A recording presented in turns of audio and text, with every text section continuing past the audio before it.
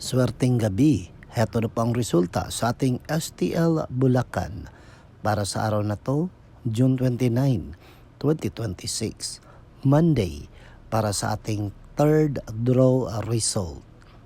Mag-relax na kayo at hento na ang resulta sa ating Small Town Lottery.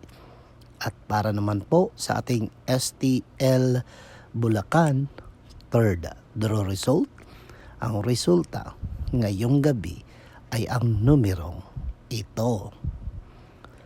Reminder lang mga ka-STL, hindi lahat ng tao ay mababait at hindi rin lahat ng tao ay mapagkakatiwalaan. Kaya dapat mag-ingat tayo sa ating mga nakikilala. Okay? Mag-ingat palagi. Don't forget to subscribe. Purple Green TV. Paki-like po.